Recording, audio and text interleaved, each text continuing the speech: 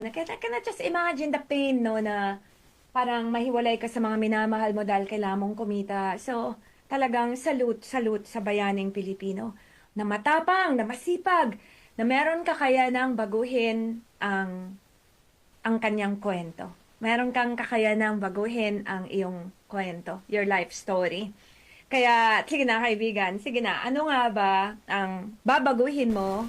No. No, I have a better question. Ano yung ititigil mo at sisimulan mo ngayong 2025?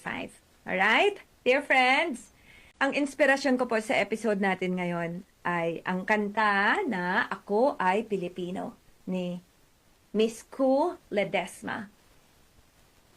Sabayan niyo po ako pag alam niyo yung kanta, mga kaibigan, ha? Ako ay Pilipino.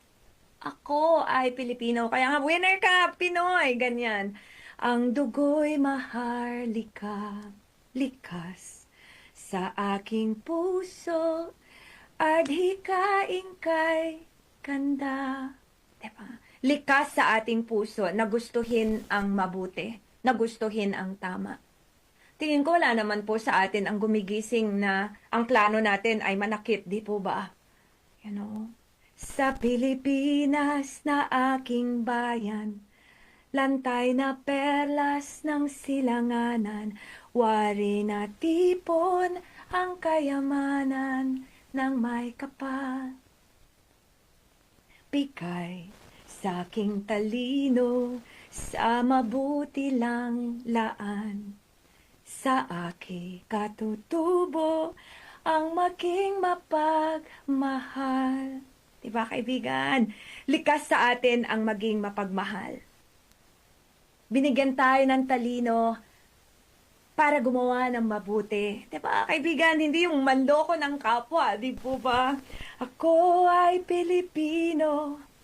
Ako ay Pilipino.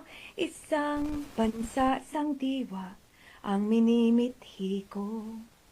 Sa bayan ko't pandila, laan buhay ko tiwa. Naku, magiging senator na yata talaga ako nito. Ako ay Pilipino, ang Pilipino ay ako. Enjoy this very beautiful song of Miss Ku Ledesma. Ako ay Pilipino.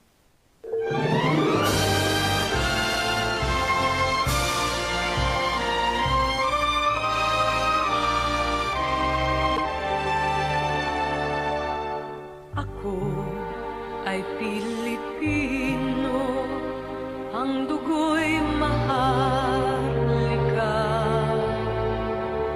likas sa aking puso at hikain kay kanda, sa Pilipinas na aking bayan, lantay na perlas ng silanganan, wari na tipo ng kayamanan ng may kapal.